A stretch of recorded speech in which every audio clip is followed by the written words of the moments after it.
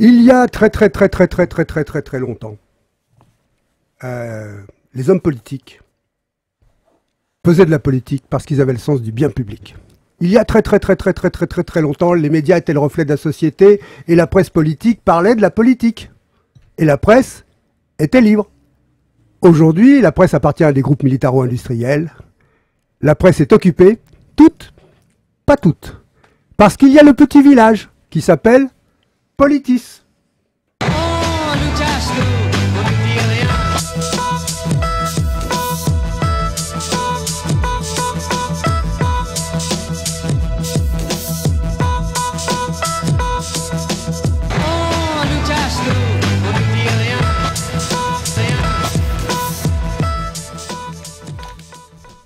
Politis qui est porté, représenté, dirigé par notre invité aujourd'hui, Pouria Amir Chahi.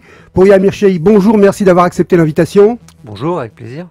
Alors vous êtes ici pour parler de la politique, pour parler de la presse libre. Vous sortez ce fameux spécial que je vais vous remontrer à l'écran sur la commune. C'est un numéro spécial, un hors-série, comme il y en a 2 fois par an, c'est ça? 3 fois par an, oui. 3 fois par an. Alors pour vous accompagner aujourd'hui et pour vous questionner, je vous présente nos deux acolytes qui sont Natalia. Bonjour. Et Arnaud. Bonjour, enchanté. Qu'on appelle le rechercheur, non pas le recherchiste. Vous savez que le nouveau mot recherchiste est un mot qui existe chez les fabricants de documentaires. Ce sont des gens qui font des recherches, c'est un nouveau métier. Avant c'était des documentalistes, maintenant on les appelle les recherchistes. D'accord. Mais en tout cas, c'est très bien trouvé, Richard, parce que effectivement, quand j'ai essayé de rechercher en fait, monsieur, c'est exceptionnel. Vous avez une très bonne carrière. Vous avez beaucoup de travail, quoi. On en parlera peut-être juste après, mais enfin, en tout cas, quand on regarde votre parcours, il est très intéressant.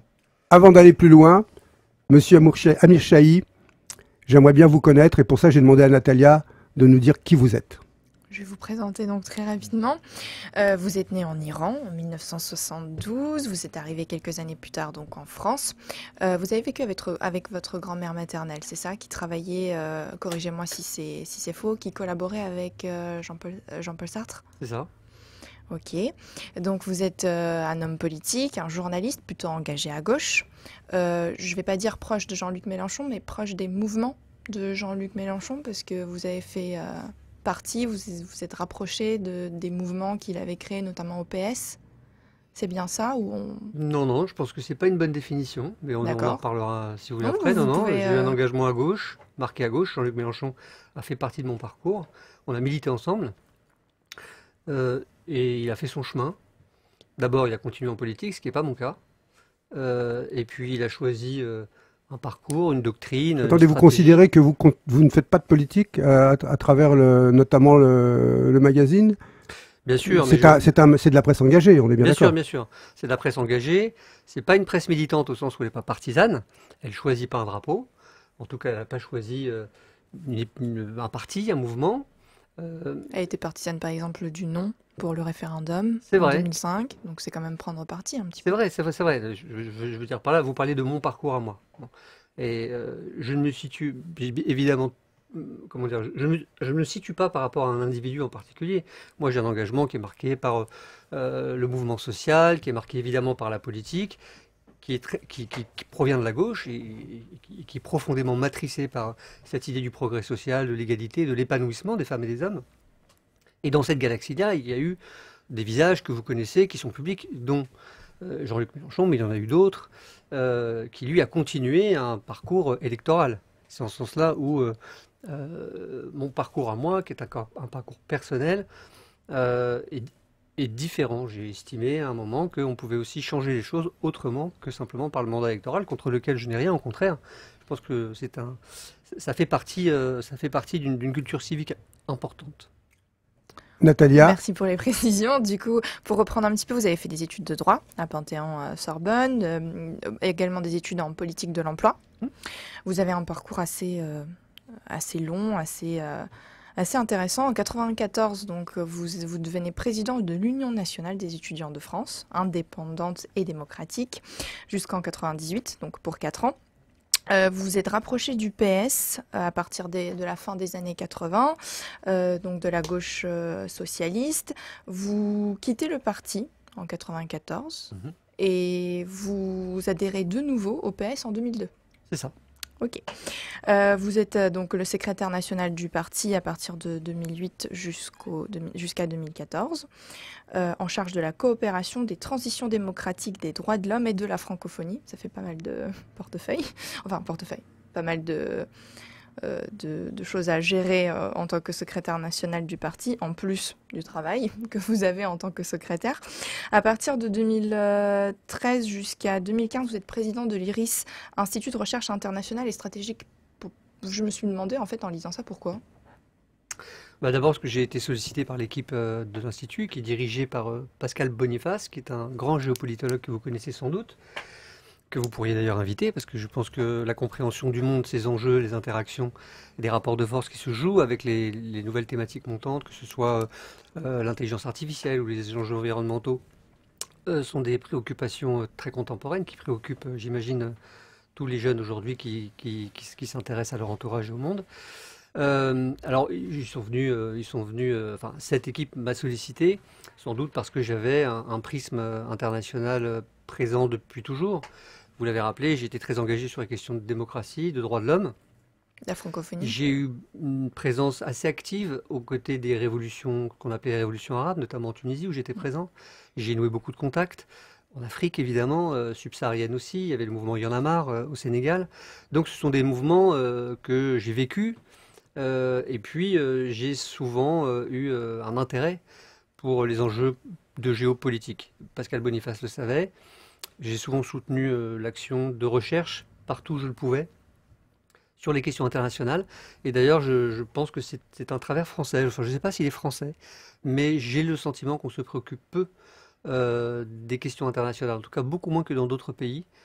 C'est à mon avis un tort, mais je crois que c'est un trait français, je ne saurais pas l'expliquer, je ne sais pas pourquoi. Enfin voilà, toujours est-il que moi je m'y suis intéressé. Il y a heureusement des instituts qui s'y intéressent, et voilà, j'ai assumé cette fonction 3 ans, je crois. Je ne sais pas si c'est la réponse, mais en tout cas, dans les écoles de journalisme, on nous enseigne que les Français, les citoyens sont davantage intéressés par ce qui se passe dans leur pays que ailleurs et au niveau de l'international, ils accrochent, on va dire, moins avec l'actualité Oui, j'ai internationale. remarqué ça aussi. C'est Donc, surprenant à l'ère des interdépendances et de la mondialisation, surtout pour un peuple, entre guillemets, très politique comme celui qui est le peuple français, en tout cas plus que d'autres, mais c'est comme ça.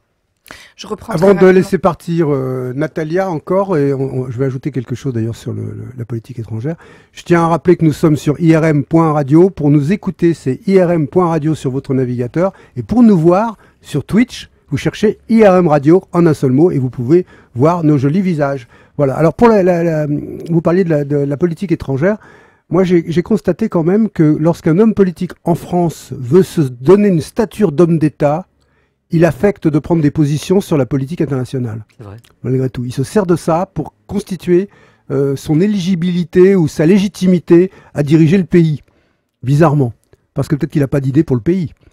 Je sais pas, c'est vrai que ça donne une forme de posture régalienne, mais au fond, ce qui serait intéressant, c'est de trouver comment intéresser un peu plus l'opinion publique et l'espace général, enfin l'agora, aux enjeux internationaux, parce qu'ils nous concernent tous, évidemment. Et que on est chaque jour confronté à la théorie du chaos et le battement d'aile du papillon, un événement surgissant quelque part, on est en plein dans cette illustration avec le virus. C'est le monde entier qui bascule par effet de domino, imprévisible, imprévu.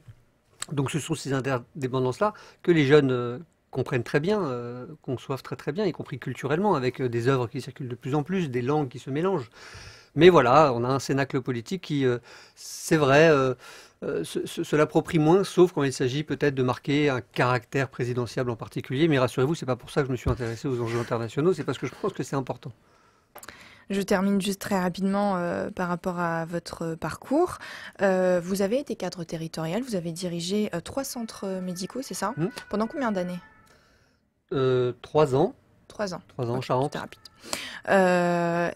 Effectivement, en Charente. Entre 2012 et 2017, vous êtes devenu député socialiste. Donc, on rappelle, député à l'Assemblée nationale pendant le mandat de Hollande. Vous avez représenté la 9e circonscription des Français à l'étranger pour le Maghreb et l'Afrique de l'Ouest. C'est ça.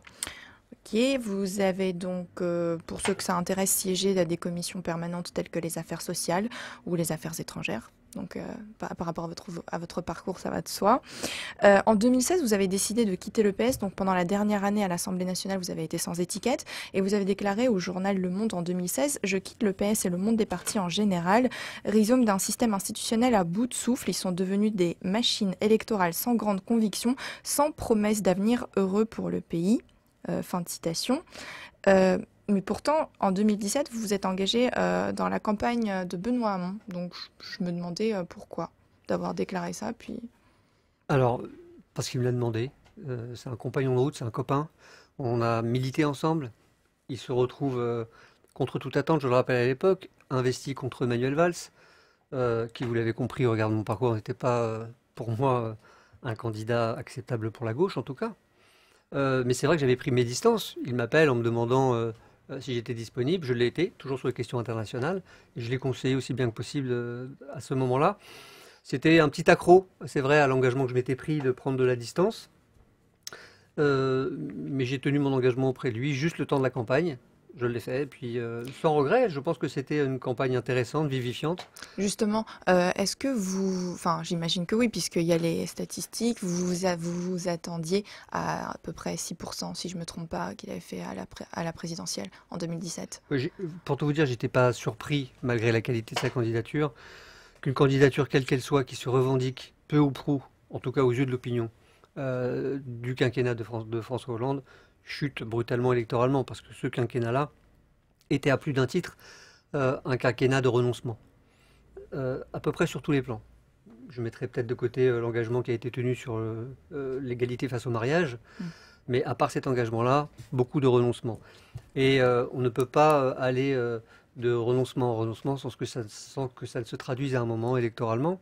Et on a une partie du mouvement social, les électeurs et les électrices de conditions sociales modestes et moyennes, qui ont vu le tournant plus que de la rigueur. C'est un tournant fiscaliste tourné absolument vers la politique de l'offre, pour les plus grandes entreprises principalement.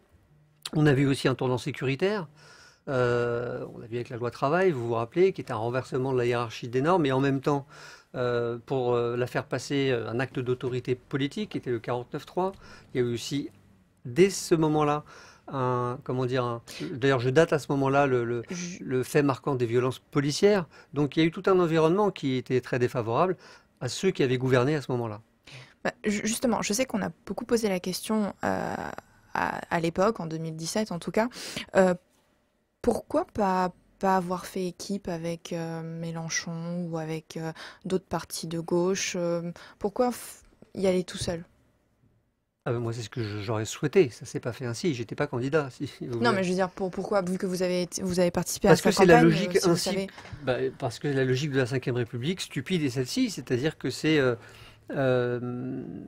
souvent, on se persuade que c'est la rencontre d'un homme et d'un peuple. Hein, cette tradition très gaulliste qui est maintenant forgée presque dans le marbre de la loi. Si, ça favorise justement cette égocentricité, comment dire, c'est un surmoi qui écrase tout. Et quand vous êtes persuadé, parce que les sondages à un moment donné vous portent, que vous pouvez l'emporter à la fin, vous y allez. Les sondages n'ont pas porté Benoît Hamon. Si au début, quand il a été investi, il était à 18%. Oui, Mélenchon était à 12%. Oui, tout au début, mais on y savait peu après, quand le moment était venu pour fusionner, on va dire ça comme ça, faire campagne ensemble, il n'a pas reculé. Bien sûr, mais c'est le problème qui est posé encore aujourd'hui, comme il a toujours été posé. En général, l'union fait la force et la division finit en défaite. C'est exactement ce qui est en train de se passer, ce qui risque de se reproduire, malheureusement.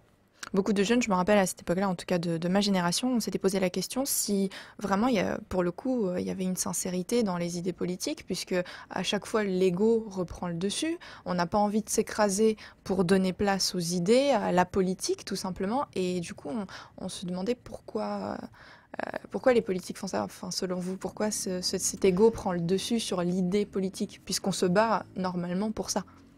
Mais là, il faudrait qu'on ait un colloque de 4 heures pour résoudre ce problème. Parce que vous avez peut-être une petite idée. Oui, je vous le dis, il y a d'abord une question institutionnelle qui matrice la vie politique française et qui fait de l'élection présidentielle l'alpha et l'oméga. Ça s'est aggravé en plus parce que l'élection de Macron fait croire que c'est possible. Je vous explique. Je suis parti de rien. C'est l'histoire qu'il lui raconte. Personne ne croyait en moi et tout seul j'ai réussi. Donc ça nourrit cette idée qu'après tout, chacun peut y arriver. Il suffit de convaincre une opinion en étant assez bon en com, avoir des bons réseaux et un semblant de modernité. Qui, comme souvent quand on veut être moderne, annonce qu'il va rompre avec et la gauche et la droite pour faire quelque chose de nouveau. Mais c'est un drame à qui il faut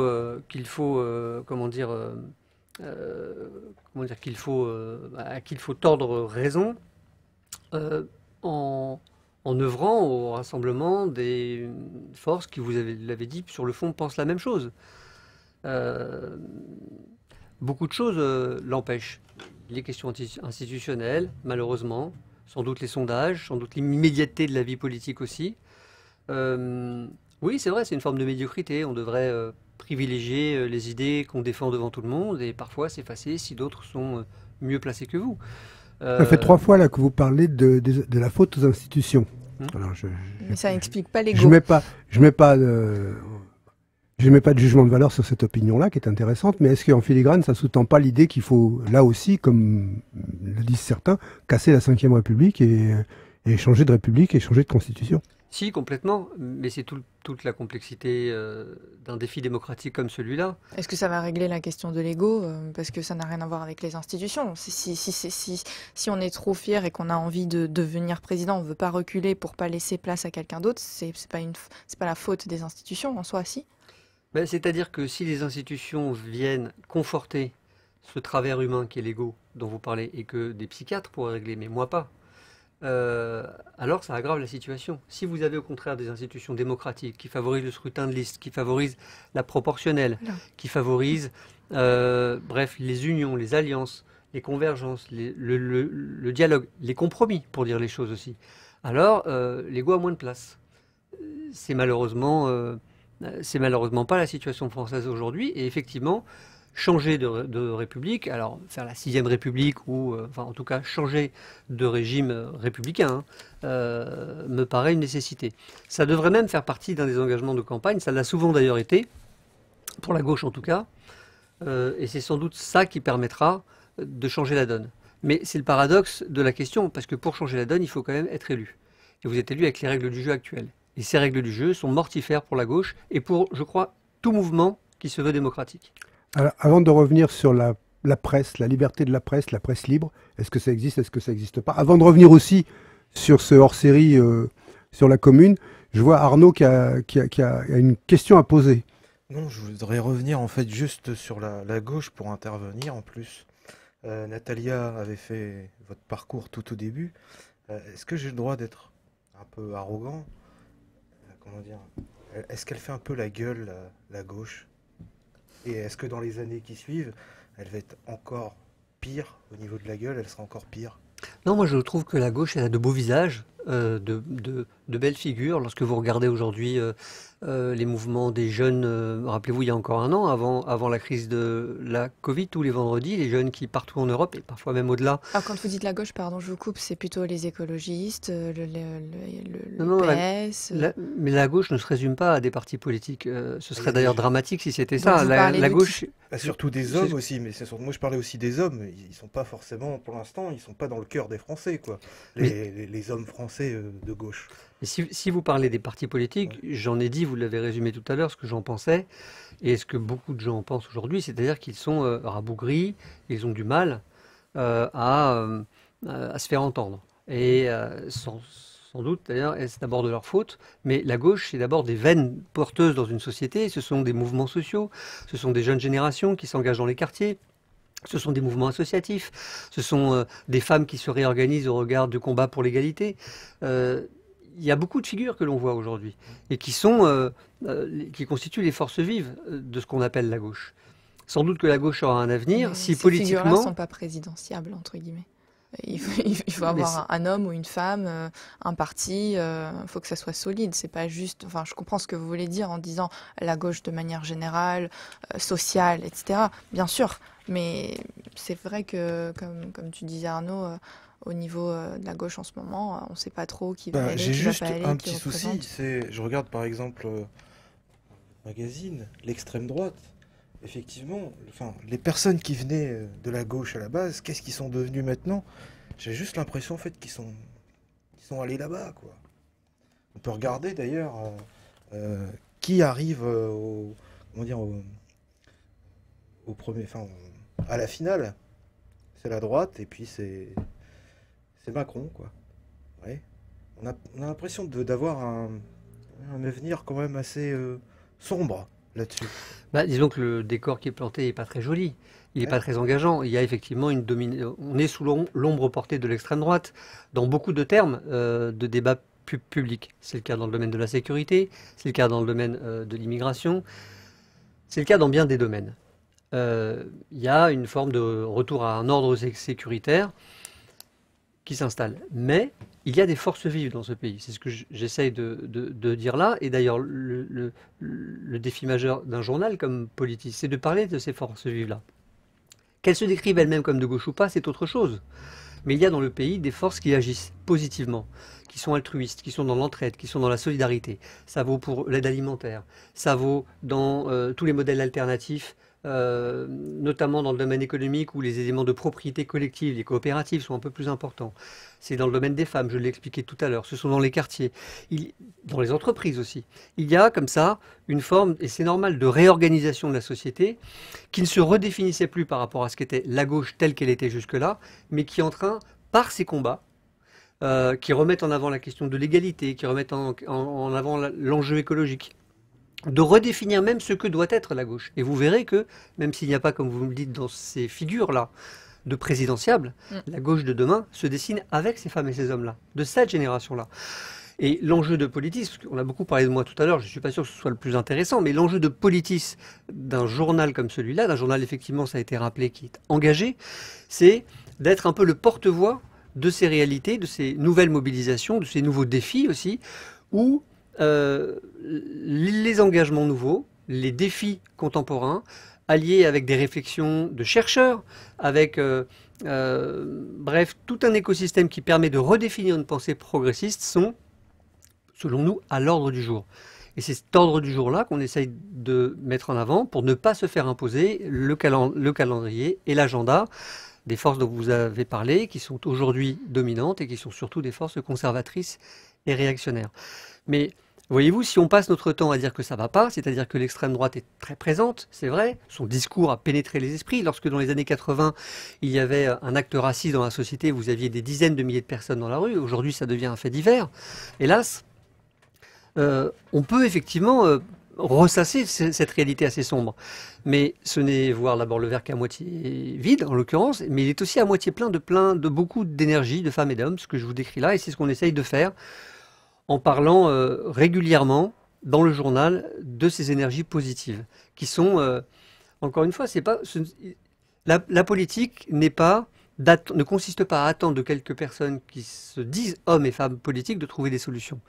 La politique, c'est aussi une société qui se met en mouvement. Mais c'est eux qui représentent un groupe ou un parti, un groupe, ce que vous voulez, pour la présidentielle. Bien sûr. Du coup, s'il n'y a personne, et la gauche en ce moment, ça va pas. Non, vous avez des figures nouvelles qui... Alors vous, justement, vous pensez à qui? Et puis ouais, au Qui candidat, pourrait le être candidat, voilà, ce sera présidentiable? Alors, Là, dans à les gauche. mails, enfin dans les médias, on attend Arnaud Montebourg là en ce moment. Après, il y en a d'autres. Hein. il y a les candidats à ce jour, il y en a pas mal des noms qui circulent. Ils ne m'intéressent pas énormément. Je voudrais savoir pourquoi ils se présentent. Est-ce qu'ils sont pour engager la France? Je vais vous couper, parce que c'est vrai, le discours politique, c'est le bien public. Au quotidien, la bonne politique, elle est philosophique, elle est humaniste, et c'est la répartition des richesses, une relative équité, la lutte contre la pauvreté, et puis les femmes, les enfants, la santé, le chômage, tout ça. Ce sont des idées. Tout ce que vous véhiculez, tout ce que vous racontez dans Politis, qu'on soit de gauche ou de droite, il y a une logique à tout ça, on ne peut qu'être d'accord dès qu'on est humaniste. Le problème, c'est que, comme vous le disiez, l'institution fait qu'on a besoin tout d'un coup, à 1 an d'une échéance, on a besoin d'un héros. Et pourquoi l'hypocrisie des partis politiques et des gens qui s'intéressent à la politique, je ne dis pas que c'est votre cas, mais quand on vous entend parler des idées, c'est bien. On dit oui, nous, ce qui nous intéresse, c'est pas les hommes, c'est les idées. Je suis désolé, c'est l'homme qui va se faire élire. Et derrière, il va y avoir l'homme sans idée et qui va faire le hold-up, comme ça a été fait avec Macron, qui n'avait pas d'idée, parce que quand il disait ni je suis ni ceci ni cela, ça veut dire qu'il n'était rien. Et on se rend compte après que c'est juste un pervers narcissique qui a envie de pouvoir et qui a pas le sens du bien commun. On le sait, ça. Pourtant, il a réussi à faire le hold-up. Parce que l'espace d'un instant, c'est devenu le héros. Est-ce que ça serait pas intelligent, quand même, que les partis politiques, que les forces en présence, que les intellectuels, que la presse libre, que vous présentez en partie. Alors peut-être qu'il y a aussi Mediapart, ils sont quelques-uns, même si maintenant toute la presse est détenue par des groupes militaro-industriels qui passent des marchés d'État, donc elle est encore moins libre que si c'était une presse d'État, on est bien d'accord. Mais que toute la presse là se dise, on va fabriquer le héros qu'il faut pour que dans 18 mois, eh bien, les gens aillent dans l'isoloir, je vais dire dans l'urinoir, pardon, hein, et dans l'isoloir pour mettre le bon bulletin dans la fente. Est-ce que ça devrait pas être quand même un objectif plutôt que de répéter pendant des années les hommes c'est pas intéressant, les hommes c'est pas intéressant, c'est les idées, c'est les idées. Il faut des héros. Les Français ont besoin de héros. Non, mais c'est une belle histoire à laquelle vous appelez là. Mais en l'occurrence, moi je n'ai pas la réponse à cette question. C'est pour ça que je ressens une frustration, mais tout le monde vit cette frustration. C'est-à-dire tous ceux qui se réclament de la gauche aujourd'hui, quelle que soit sa sensibilité, sa nuance, sa famille, son parti ou pas, se retrouvent un peu dans une situation d'orphelinat aujourd'hui. Bon, moi je ne sais pas régler cette question autrement qu'en faisant injonction d'une certaine façon, en interpellant les responsables politiques, et notamment ceux qui aspirent à devenir président de la République, d'être attentifs à son voisin, à sa voisine de formation de gauche, pour parler, pour discuter, pour se mettre d'accord sur un programme et éventuellement une candidature commune. Mais je n'ai pas la réponse à cette question-là. J'en suis désolé. Natalia ? Comme ça, c'est clair, c'est très clair. Et du coup, on va passer à ce pourquoi vous êtes venu aujourd'hui, c'est de parler de Politis, dont vous êtes le directeur de la publication depuis 2018 ou 2019, c'était pas très clair. Depuis 2018, j'étais directeur de Politis et je suis le directeur de la publication et président de la SAS, de l'entreprise du journal en 2019. Super, du coup à titre bénévole. Oui. Vous avez été rédacteur en chef d'ailleurs de la revue 9e art. Ok. La bande dessinée, pour ceux qui savent. Voilà, c'est à la Cité internationale de la bande dessinée et de l'image, pour être plus précis. Donc pour vous présenter un petit peu Politis, donc c'est un journal hebdomadaire qui a été créé en 1988 par 4 journalistes, également hommes politiques, Bernard Langlois, Jean-Paul Bessé, Michel Naudy et Denis Siffert. Je ne me suis pas trompée, j'ai oublié personne. Non, mais ils étaient tous des journalistes. Ils étaient aussi engagés dans la politique, donc je me suis permise de... Dans leur jeunesse, dire, ils avaient des engagements militants, mais je veux homme dire, quand ils ont créé le politique, journal, ils l'ont fait en tant que journalistes. Engagés à gauche. Bien sûr, c'est un journal engagé. Mais je veux dire... Par exemple, Denis Siffert, il était militant trotskiste quand il était plus jeune. Je ne sais pas s'il est toujours maintenant, mais... Non, mais ce que j'essaie de vous expliquer, c'est que c'est difficile d'enfermer une personne... C'est pour ça que j'ai dit homme politique et journaliste. C'est difficile d'enfermer une personne dans les choix qu'elle a fait à un moment de sa vie. Qu'elle les ait reniés ou pas, au demeurant. Je pense qu'en l'occurrence, les 4 personnes que vous citez là n'ont jamais renié leurs engagements de jeunesse, qui sont restés des engagements personnels. Mais le journalisme n'est pas pour eux un prétexte pour faire de la politique. Ce sont des journalistes. Ils sont comme vous, allés à l'école de journalisme. Ils ont fait du journalisme. C'est pour ça que je dis journaliste et homme politique. Enfin, ils ont ce qui n'est pas le cas. De la politique. Un homme politique, ou une femme politique, ça se définit précisément. C'est-à-dire quelqu'un qui, dans son temps plein, fait de la politique. Ce n'est pas le cas de gens qui sont des journalistes, qui font du journalisme. C'est une précision que je vous apporte. Donc on enlève homme politique. Non, mais c'était une précision. Non, bien sûr, j'entends. Ils peuvent être engagés et journalistes. C'est vrai que on peut être homme politique et puis chirurgien, et on est peut-être d'abord chirurgien. C'est sûr que ces 4 personnes-là, Bernard Langlois en tête, qui avait fondé ce journal, n'a pas fait Politis par hasard. Ça, c'est certain. Un choix dont le titre subliminal est en fait même très explicite. indique son engagement plein et entier dans les débats de la société, politis, c'est ce que ça veut dire étymologiquement, et qui a toujours été engagé à l'époque autour de cette idée, qui rejoint d'ailleurs la question qu'a posée M. Geoffroy tout à l'heure, c'est-à-dire, est-ce que l'alliance rouge-rose-vert est possible? C'était déjà cet enjeu-là à l'époque. Vous voyez comme quoi les termes n'ont pas beaucoup changé. Avec maintenant des enjeux nouveaux, mais la question centrale était celle-là. Et c'est le premier journal de France, le premier, qui a créé une rubrique écolo, Oui, environnementale, justement, dans ses pages, et qui, bien qu'il ait 33 ans maintenant, était déjà à l'époque très en avance sur les questions qui nous préoccupent tous. Vous les fêtez le 18 mars, les Oui, 33 tout à ans, fait. ça, dans 3 semaines. Oui, en même temps que la Commune de Paris. Exactement. Donc oui, justement, je voulais rappeler que vous aviez une rubrique écologie, vraiment pas mal d'articles dessus. C'est assez rare de voir dans les journaux, bon ça se fait de plus en plus, mais à l'époque où vous avez commencé à le faire, c'était très très rare, voire Ça n'existait pas. ça n'existait pas. Donc voilà, vous donnez, vous ouvrez vos colonnes à plusieurs sensibilités, mais surtout à gauche, comme je l'ai rappelé, pour situer, pour que les téléspectateurs, internautes puissent comprendre un petit peu, c'est plutôt gauche du PS, les communistes, les Verts, voilà, Attaque aussi. Vous avez été, enfin le journal a été un des membres fondateurs d'Attaque, si je ne me trompe pas. Il a été il est membre fondateur d'Attaque, mais Politis est à équidistance des formations politiques, vraiment quelles qu'elles soient. Vous pouvez y déceler une sensibilité peut-être plus affirmée, on va dire peut-être plus à gauche que machin ou bidule. Oui, mais mais ce que comme je veux dire, n'importe c'est quel que journal. Enfin, je veux dire, vous avez voilà, tous votre ligne éditoriale. C'est juste pour qu'on puisse comprendre où est-ce que vous vous situez à peu près, tout à fait. pour que ça soit clair. Tout à fait. C'est pas un reproche. Non, mais je précise, je suis là pour ça. Bien sûr. J'ai trouvé ça assez sympa. J'ai relevé la une de votre journal, la toute première une. Elle s'appelait, ça s'intitulait La France manque d'immigrés. Oui.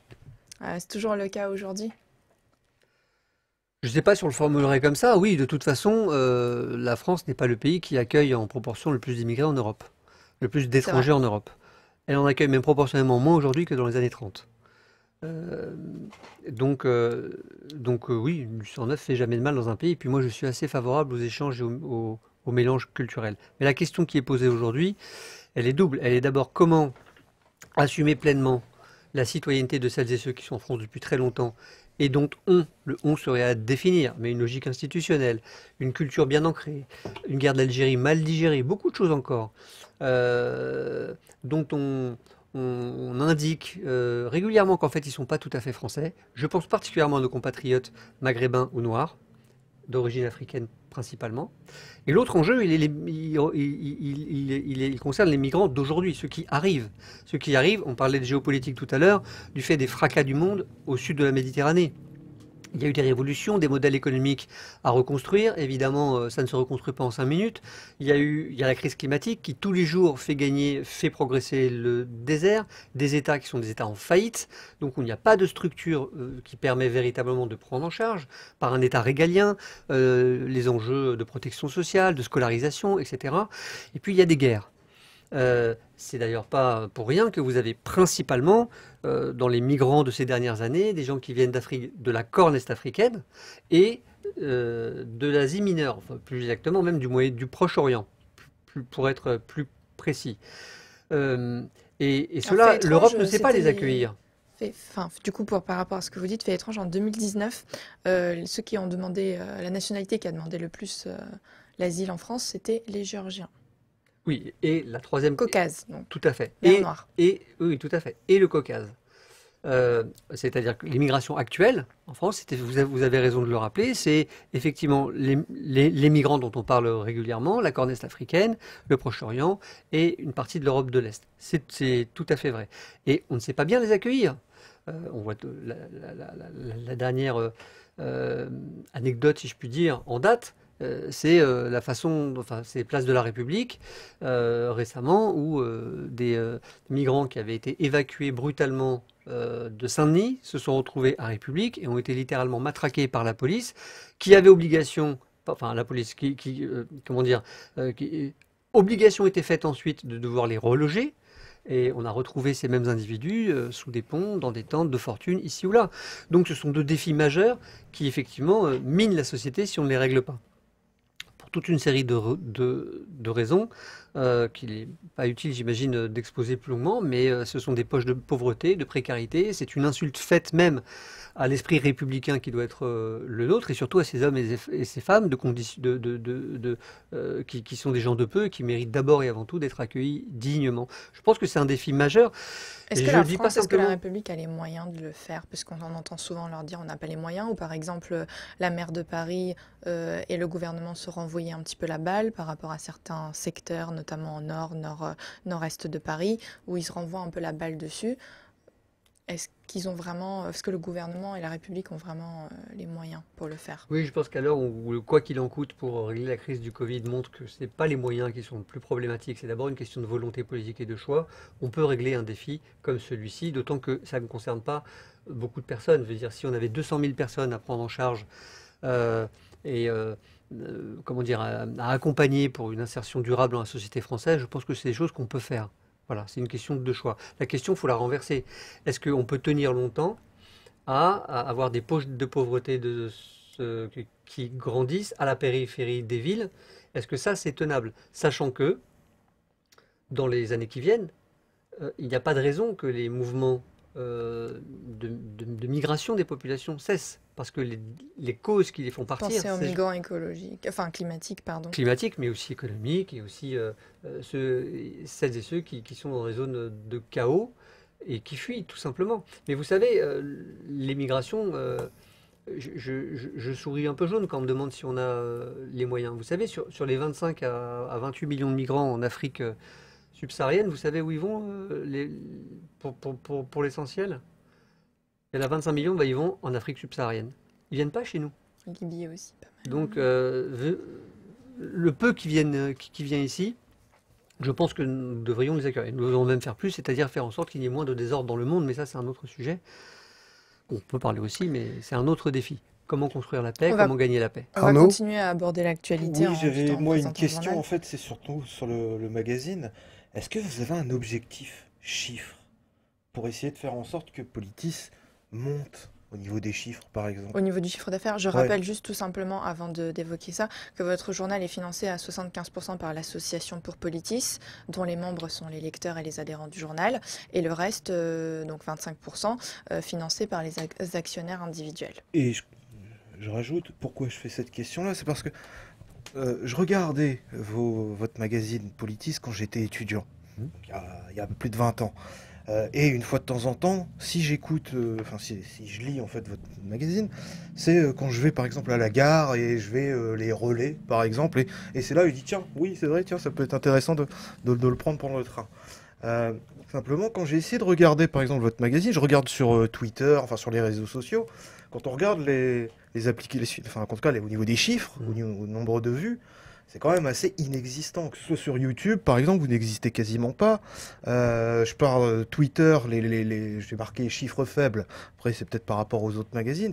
Est-ce qu'il y a une politique, en fait, pour faire en sorte que votre magazine, en fait, existe beaucoup plus? Alors oui, mais vous avez raison d'abord de dire qu'on n'est pas bon du tout dans ce domaine. Pendant très longtemps, vous êtes subventionné en plus. Eh bien, oui, c'est pas si simple que ça. On est subventionné, mais on a une économie qui est fragile. La presse aujourd'hui, c'est pas une aventure simple, c'est pas une aventure facile. Elle est d'abord détenue par une petite poignée de millionnaires ou de milliardaires qui font joujou avec. Vous l'avez rappelé, qui en plus s'amusent avec les idées nauséabondes qui minent la société. Il y a quelques titres qui s'en sortent, dont Mediapart. Je crois que c'est d'ailleurs une exception. Tous les autres titres indépendants rament, ont des difficultés. Et oui, c'est vrai, on est dans un pays qui, heureusement, en France, consacre le droit de la presse et à ce titre aide, mais aide un peu. Nous, on est dans une situation assez difficile économiquement, et en plus, la presse est mise en cause par toute une série de lois. Celle dont on discute en ce moment, la loi sécurité globale, empêcherait même des journalistes de filmer, donc de faire leur devoir. Mais je ne veux pas mettre de côté la question que vous avez posée, c'est-à-dire qu'il y a une responsabilité qui est la nôtre.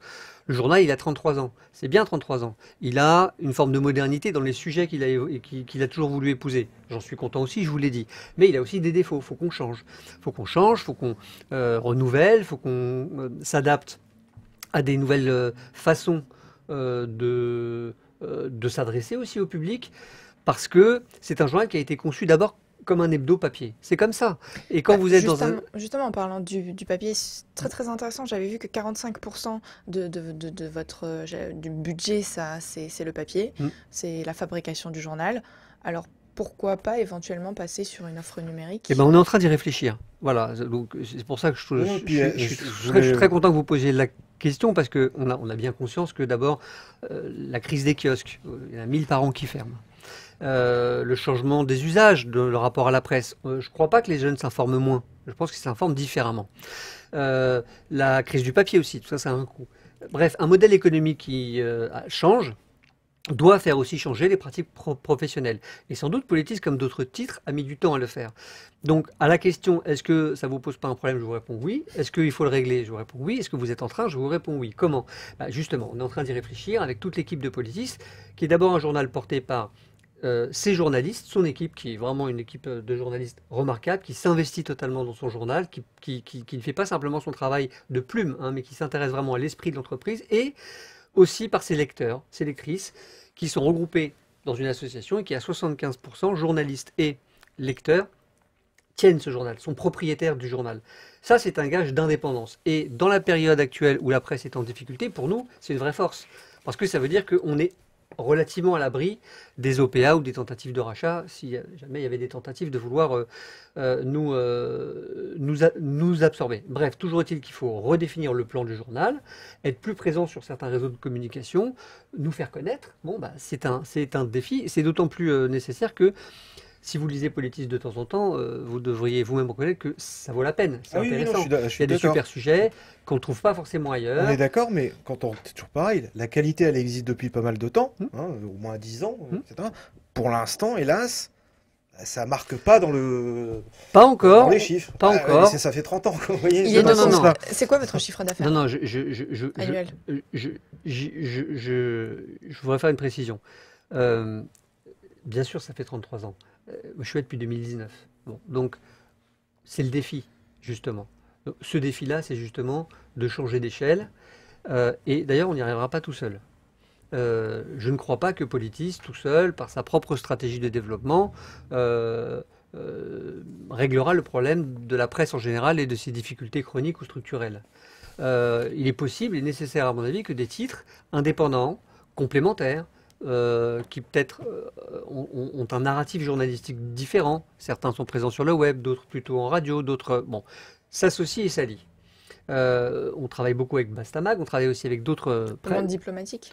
On a des échanges avec le monde diplomatique aussi. Ils vous financent ou pas? Non, du tout, on a des échanges de publicité. Voilà. Donc on a des fois un encart chez eux, ils ont un encart chez nous. Donc on a aussi une stratégie qui consiste à essayer de travailler avec d'autres titres qui ont une complémentarité avec le nôtre. Voilà ce qu'on essaye de faire depuis quelques mois. Une nouvelle directrice est arrivée, Agnès Rousseau, et toute l'équipe s'attelle maintenant à relever ce défi-là. Donc si vous voulez, notre niveau d'abonnés aujourd'hui, notre chiffre d'affaires actuel, tout ça n'est pas très important à ce stade, puisqu'on essaie pour savoir justement... à peu près ce que vous avez, quelles difficultés éventuellement. Chiffre d'affaires, ça marche bien, pas bien? C'est d'ordre de combien? Non, alors... Petite précision, on a justement une assemblée générale, donc je vais donner la primeur de ce chiffre à l'assemblée générale, je ne le donne pas, mais non, pour tout vous dire, on a besoin, en termes d'abonnés, en nombre d'abonnements, en recettes propres de ce que génèrent ces abonnements, on a quelques difficultés comme toute la presse. Mais vous êtes en déficit ou pas? Oui, on a un déficit. Qu'on a essayé encore y avoir faillite ou pas, parce qu'il y a déjà eu faillite. Oui, alors ça c'était en redressement judiciaire. Redressement. Tout à fait, en 2006. Non, on n'en est pas là. On a un déficit structurel qui est très léger, qui était de l'ordre de 70 000 euros, qui était passé à 85 000 euros. C'est important, mais qui ne met pas le titre en danger, si vous voulez. Simplement, ça ne nous satisfait pas. Nous, ce qu'on veut, c'est avoir du bénéfice, pas pour faire du profit, mais parce que c'est autant de choses qu'on peut réinvestir dans l'information de qualité, dans le recrutement de journalistes, et dans bien d'autres choses, dans bien d'autres projets. C'est ce qu'on va essayer de faire, en essayant d'y mettre toute notre énergie. Ça vaut le coup, parce que le droit d'informer, c'est pas un luxe. C'est à mon avis en démocratie, pour toutes les raisons qu'on a évoquées et d'autres, essentiel à la délibération éclairée. Voilà. La presse libre et indépendante doit permettre cette délibération éclairée, c'est-à-dire que quand il y a des élections, et même entre deux élections, s'informer, être informé, avec une information de qualité, rigoureuse, vérifiée, à l'heure des fake news, des complotismes, des paranoïas ambiantes. Tout ça n'est pas un enjeu mineur. C'est un enjeu de démocratie très très grave à mon avis, très important. Et voilà, je pense qu'il y a une soif de savoir dans la société. Il faut pouvoir y répondre avec les moyens du moment. Et on va s'y atteler. Donc vous vous tournez vers si j'ai bien compris, de préférence vers le numérique, ou vous y réfléchissez? Alors, on ne va pas donner le papier parce qu'il y a quand même le plaisir de c'est ce que je lecture. voulais On savoir. a des hors-séries dont vous avez parlé tout à l'heure. Celui qui, en ce moment, en kiosque sur La Commune marche bien, je pense. En tout cas, Justement, on a on y vient. de très très bons retours. Mais oui, en effet, on voudrait diversifier les moyens de reportage. Mais Donc- attends, je voudrais juste Oui, rajouter. je t'en prie. Voilà, parce que je reviens encore sur cette fameuse subvention.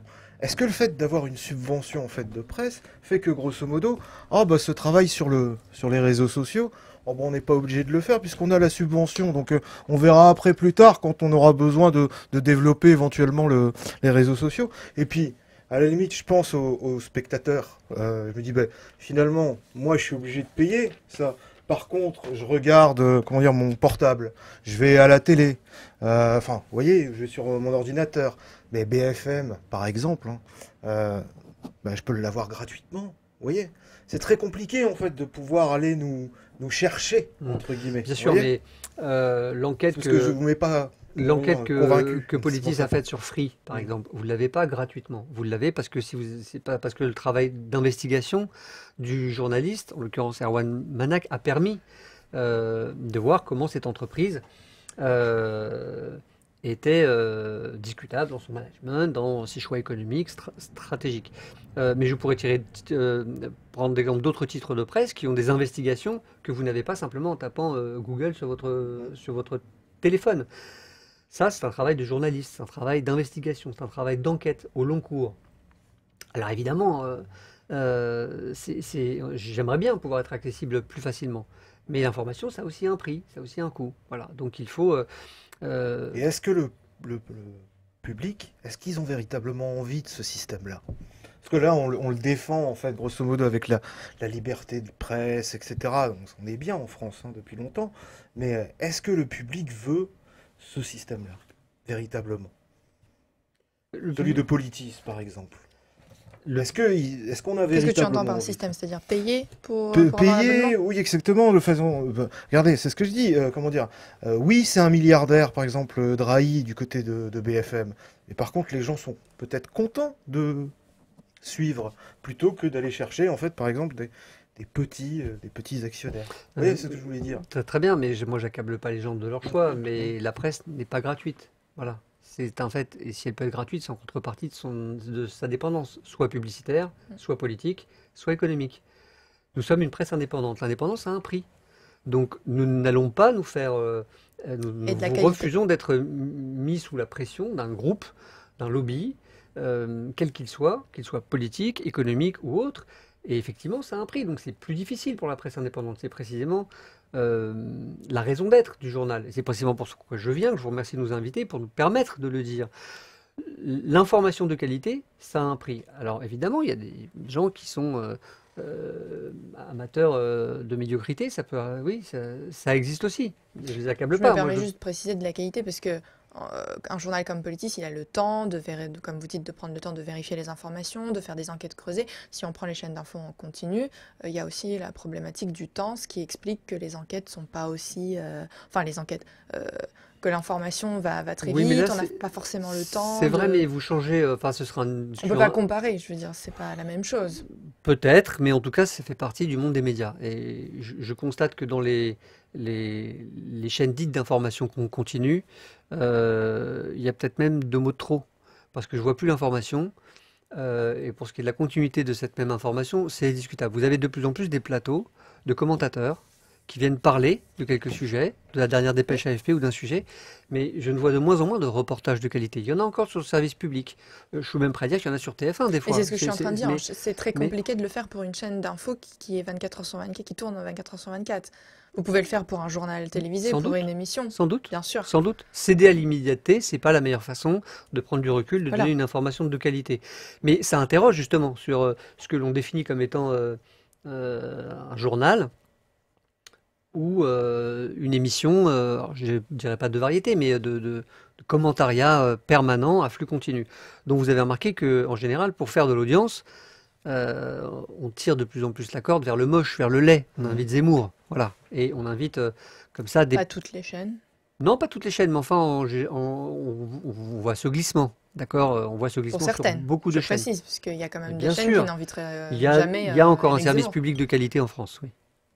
Bah, on va justement, on va parler de la liberté de la presse juste après. Je me permets juste de revenir un petit peu sur le numéro spécial sur la commune.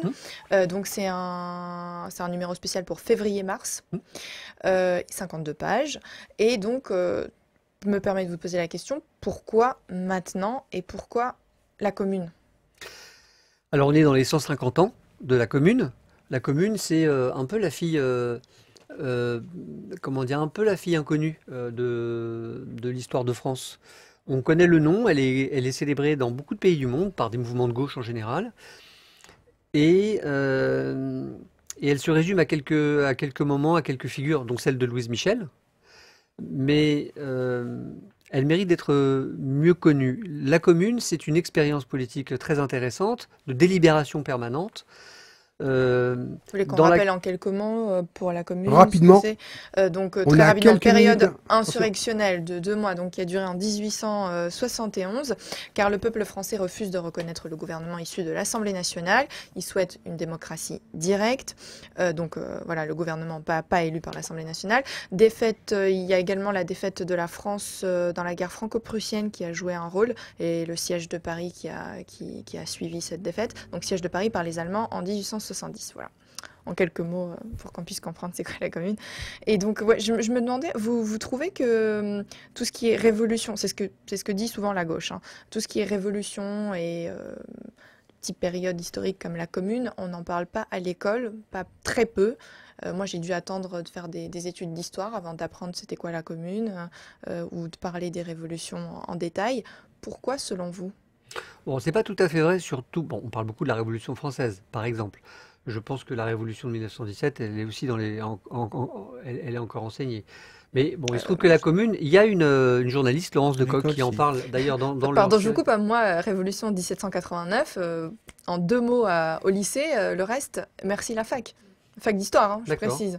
Rien sur D'accord. 1789. Bah, vous me l'apprenez, je suis surpris. Moi, j'ai une fille de 25 ans donc j'ai le souvenir qu'elle avait appris à l'école. Ah, peut-être ça La dépend des Révolution lycées ou française, des profs. pourtant. On, ça. on parlera, J'ai été on parlera sensibilisé. des gilets jaunes dans les livres d'histoire. On verra, je pense qu'on en parlera, oui, parce que ça constitue un moment important, mais il se pas trouve que la fini. commune, c'était un changement de régime. La commune, c'est la chute de l'Empire. La commune, c'est une délibération tous azimuts sur la peine de mort, l'abolition de l'esclavage. Ça, c'était la Troisième République. Enfin, un petit peu avant la Troisième République, ça. 1848, l'abolition de Et l'esclavage. on a pratiquement toutes les grandes avancées sociales, la réduction du temps de travail, la protection des enfants, beaucoup de choses qui sont posées, mais aucune loi finalement que nous lègue la commune. Il faudra attendre la Troisième République justement pour que toutes les grandes idées de la commune qui ont été débattues se transforment en loi. Donc pourquoi vous avez choisi de parler de la commune, à part les 150 ans? Bah, précisément parce que ce mouvement inédit, qui était un mouvement révolutionnaire, qui a marqué des générations, qui aussi marque beaucoup la relation à l'Allemagne, parce que c'est une défaite de la France face à l'Allemagne, qui est aussi au commencement, à la Prusse, qui est aussi au commencement de ce mouvement révolutionnaire, lègue finalement énormément de choses qui ne se traduisent pas dans les lois, mais dont toutes les républiques suivantes se servent pour construire et bâtir la République. Les lois sur l'école, la laïcité, etc. Okay, Donc c'est un mouvement qui mérite d'être revisité, d'être reconnu pour ce qu'il a apporté à toute la modernité de notre pays en termes de droit notamment, Et puisqu'on parlait tout à l'heure de la crise institutionnelle, de cette guerre des égos, bah voilà, sachez qu'il y en a eu des divisions hein, au sein de la commune. D'ailleurs, c'est sans doute ça qui l'a fait perdre à la fin.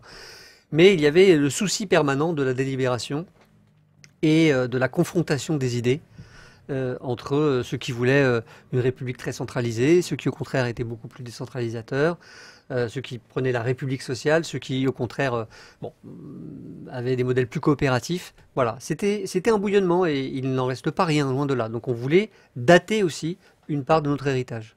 Il y a un article que j'ai trouvé très très intéressant.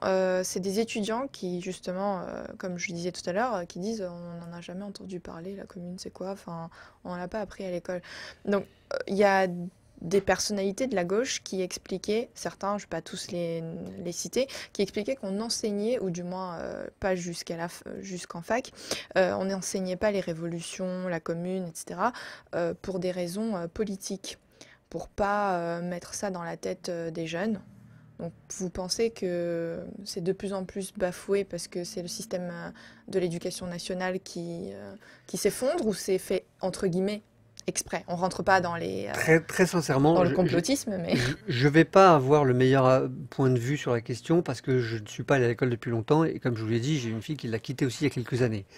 Mais je crois que les profs font leur boulot en France, globalement. Donc je serais assez surpris que les profs, les enseignants, n'enseignent pas des fondamentaux comme cela et comme d'autres. parce que c'est ce que disait l'article Oui, oui, non, mais sur sur le la numéro commune. spécial, ouais, sur la Sur, commune. sur la commune, précisément. C'est celle dont je vous ai parlé, Laurence Decoq, qui explique effectivement pourquoi et comment c'est une erreur. Mais les autres révolutions en général, je pense que les grands canons révolutionnaires qui ont marqué le monde sont plutôt les mouvements d'indépendance, par exemple, qui sont des mouvements révolutionnaires, hein, sont enseignés encore. Bon, donc je pense que globalement, les enseignants font leur travail. Après, il y a des impasses dans les enseignements de la République. L'impasse coloniale, post-coloniale, elle a duré longtemps. L'impasse, sans doute, sur la commune, elle a aussi été structurante. C'est un travail de. Faut laisser aussi aux historiens, aux chercheurs, on leur fait une belle place dans ce journal-là, la possibilité de débattre et d'essayer de mettre à jour ce que sont des enseignements nécessaires. Dernier sujet, parce qu'on arrive à la fin de l'émission. Dans ce cas-là, on va évoquer un petit peu. J'ai posé encore une question sur l'interview de Mélenchon dans le numéro spécial sur la commune. Donc ça s'intitule Je suis un enfant de la commune. Pourquoi Mélenchon? Alors ça, c'était une discussion au sein de l'équipe qui a fait débat. Il se trouve que on a voulu, pour ce hors-série, donner la parole à une personnalité politique, évidemment engagée à gauche, qui avait des choses à dire sur la commune. On a passé en revue, ils ont passé en revue, l'équipe des journalistes, le rédacteur en chef, toutes les personnalités possibles. Et Mélenchon, c'est venu, on va dire, un peu naturellement, parce que c'est celui qui a le plus souvent fait référence, pas tous les jours non plus, hein, à cette mythologie révolutionnaire. C'est pas faux, c'est vrai. Et par ce rapport à la mythologie révolutionnaire, on a été l'interroger avec ses contradictions. Je ne pense pas que ce soit pour lui une interview très facile.